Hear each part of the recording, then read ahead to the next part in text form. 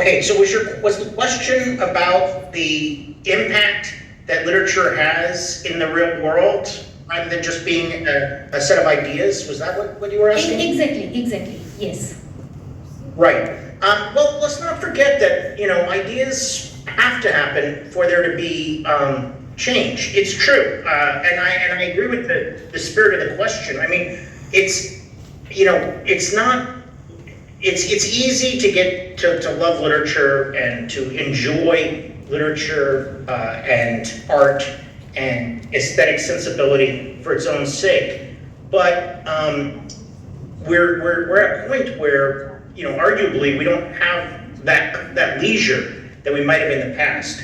The question is, obviously literature alone will not be the basis of social change. For social change, there's going to have to be political movements. There's going to have to be social movements. There has to be, and one of the great things, and one of the reasons I'm so happy to be at this, is it's now we have the technology, if it weren't for my hearing loss, to be able to have these conversations across great space, and we can do it simultaneously.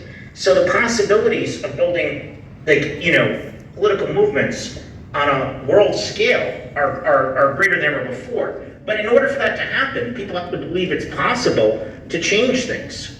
And they have to believe it's possible for there to be positive human values that can be defended. And that's what literature does. Literature gives us the imagination. It's like in one place, a particular Marxist, Louis Althusser, who I don't always agree with, but he made the point that, that literature is neither what he called political analysis or Marxism, he called science, right? And what is general common sense, he called ideology. And he said that what literature and art is, good literature and art, is it's neither science nor is it it's neither ideology. It's not pure ideology, nor is it pure science. Like you can't from a novel get a historically valid in itself analysis of, say, a historical crisis like the Bengali famine of '43. But what literature can do is it can give you the sense of how people perceived those experiences. In other words, you don't get the experience of the reality directly, it's literature. And even history and writing is obviously mediated from the immediacy of the real world that we inhabit. I'm moving as far away from that as possible and as imaginable in what I have to say, because my talk, as some of you might have gleaned from the abstract, has to do with Neanderthals and hominids and Earth 1.5 million years ago. Questions of famine were very far from people's minds. There was, fortunately or unfortunately, no Karl Marx at that point in time. There were strange beings and beasts. And happily for Earth, there were no human beings either. But over a period of time, humans also appear. And what goes on then is the subject of my interest here. It's also slightly different from, I think, what Sudha envisages, Sudha and the team envisage as the focus area of reimagining existence, because my interest is in existence before existence of humanity itself.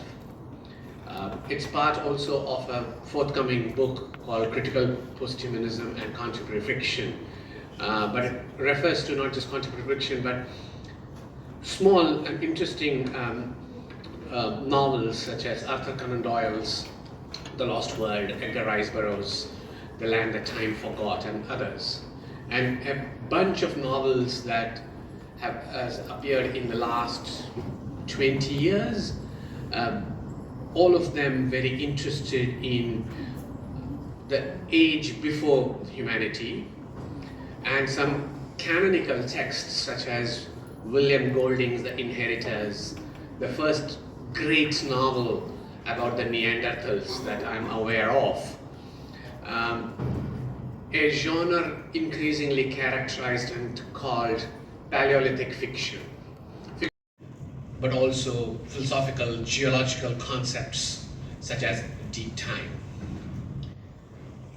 So my interest is in looking at existence in the broadest sense, which is not anthropocentric.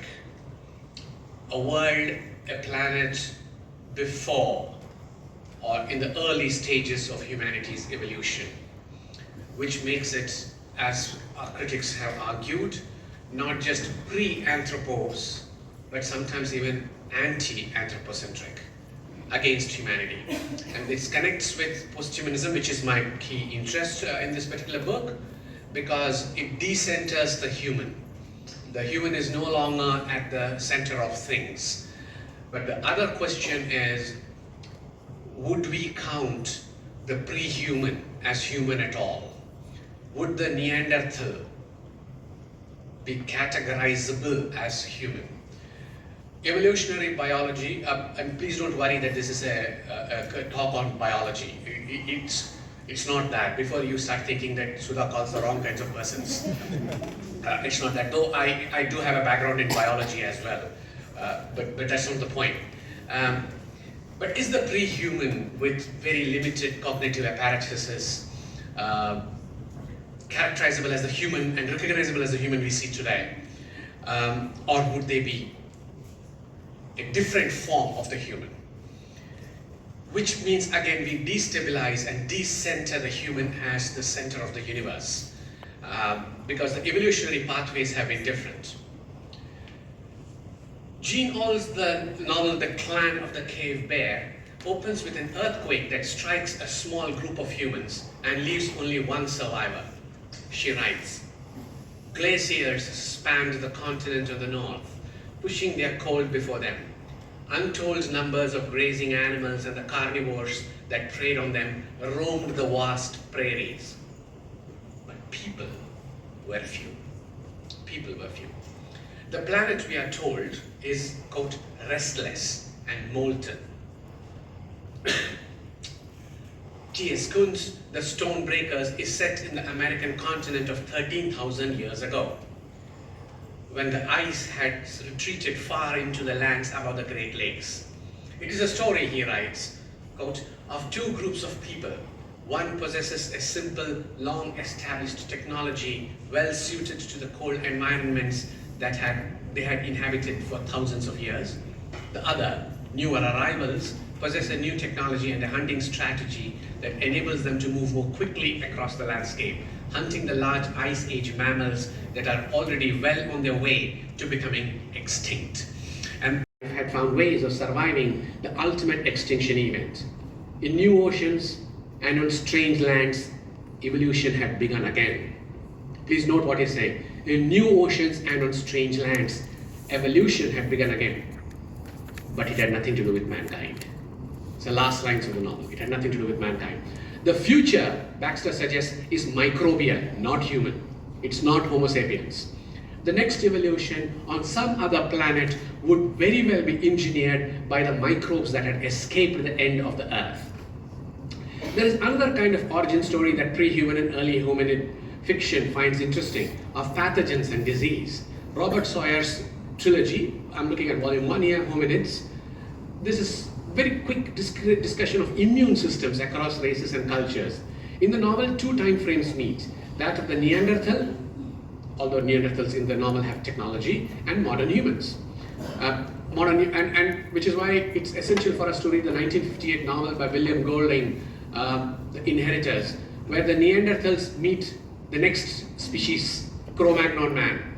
So the novel, as some of you may be aware, situates this encounter between the Neanderthals and their inheritors, that is Cro-Magnon man. Cro-Magnon man is our direct ancestor. We know that in the previous session, David Anson talked about the historical realism of a phase of Indian history. But Professor Nair made us sit in this room and sit in a time machine and took us to the deep time, which is a geological time. deep past and deep future displaces the anthropocentric. That is what he tried to convey it to all of us in this room. And no doubt his deliberations were too eliminating, and I don't know how to really give any report on what he said, because as it is, it was exhaustive, it was easy to understand, and all that he said is we could connect with very well. So, but then he talked about deep past and deep futures, which displaces the anthropocentric, and thus pushing back our humanity, back to the time when, and it cuts across geological eras and terrains, and thereby enlarges both the temporal and the spatial scales. Deep Times is interested in the linkages across species. Of course, that has been, there are many novels that he referred to, and then he moves beyond human-based genealogy. Deep time fiction is interested in alternative origin. That is what he emphasized also.